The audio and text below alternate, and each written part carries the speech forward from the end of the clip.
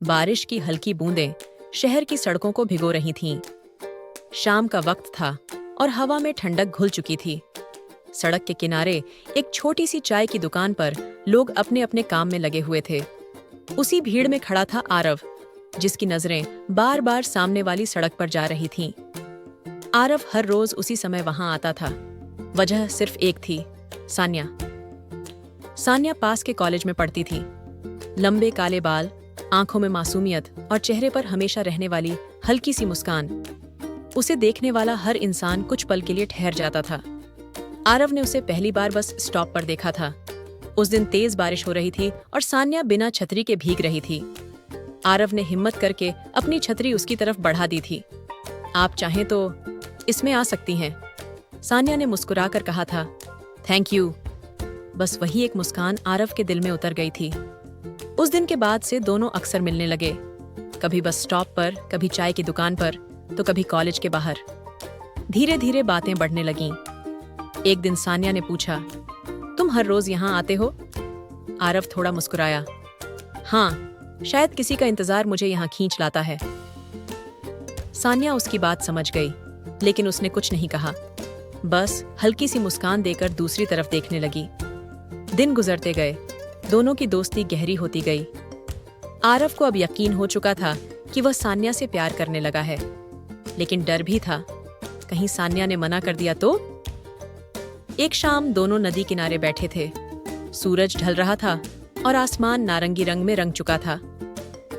सान्या पानी में पत्थर फेंकते हुए बोली, तुम्हें पता है, मुझे डूबता सूरज बहुत पसंद है।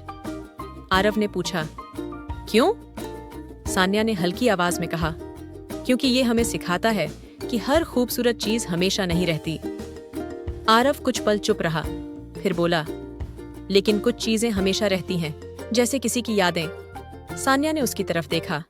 दोनों की आंखें मिलीं और कुछ पल के लिए वक्त जैसे रुक गया। उसी रात आरव ने तय कर लिया कि वह अपने दिल की बात कह देगा। अगले दिन उसने सान्या को उसी चाय की दुकान पर बुलाया। बारिश फिर से शुरू हो चुकी थी।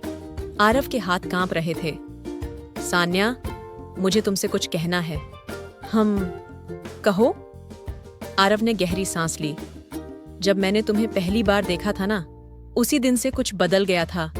तुम्हारी मुस्कान, तुम्हारी बातें, सब मेरे दिल में बस गए हैं। शायद मैं तुमसे प्यार करने लगा हूं।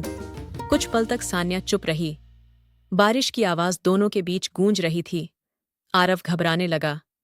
अगर तुम कुछ नहीं कहना चाहती तो कोई बात नहीं।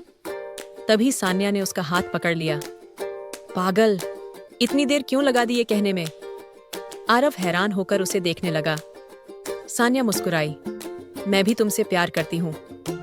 उस पल आरव को ऐसा लगा जैसे पूरी दुनिया थम गई हो। बारिश अब भी हो रही थी, लेकिन दोनों के चेहरे पर सिर्फ खुशी थी। इसके बाद उनकी जिंदगी खूबसूरत होने लगी। दोनों साथ घूमते, घंटों बातें करते और छोटे छोटे पलों में खुशियां ढूंढ लेते। लेकिन हर प्रेम कहानी आसान नहीं होती। सान्या के घर वालों को उनका रिश्ता पसंद नहीं था। सान्या के पिता चाहते थे कि उसकी शादी किसी अमीर लड़के से हो। एक रात सान्या रोते हुए आरव से मिली। पापा मेरी शादी कहीं और तय करना चाहते हैं। आरव के पैरों तले जमीन खिसक गई। तो तुमने क्या कहा? मैंने मना कर दिया, लेकिन वो मेरी बात नहीं सुन रहे। आरव कुछ देर चुप रहा, फिर बोला, अगर तुम्हें लगता है कि मैं तुम्हें खुश रख सकता हूँ, तो मैं पूरी दुनिया से लड़ जाऊंगा। सान्या की आंखों से आंसू बहने लगे। मुझे सिर्फ तुम्हारा साथ चाहिए। अगले दिन आरव सीधे सान्या के घर पहुंच गया। सान्या के पिता गुस्से में बोले, तुम मेरी बेटी को क्या दे सकते हो? आरव ने शांत आवाज में कहा, शायद ज्यादा पैसा नहीं, लेकिन जिंदगी भर खुश रखने का वादा जरूर दे सकता हूँ। वादा? वादों से जिंदगी नहीं चलती। आरव मुस्कुराया, लेकिन प्यार के बिना भी जिंदगी अधूरी रहती है। कमरे में सन्नाटा छा गया। सान्या के पिता पहली बार आरव की आंखों में सच्चाई देख रहे थे। कुछ दिनों बाद उन्होंने सान्या से पूछा, क्या तुम सच में उससे प्यार करती हो? सान्या ने बिना झिझक कहा, हाँ। उसके पिता ने गहरी सांस ली। अगर वो तुम्हें खुश रख सकता है तो मुझे कोई एतराज नहीं। सान्या खुशी से रो पड़ी। कुछ महीनों बाद दोनों की शादी हो गई। शादी वाले दिन सान्या लाल जोड़े में बेहद खूबसूरत लग रही थी। आरव उसे देखता ही रह गया।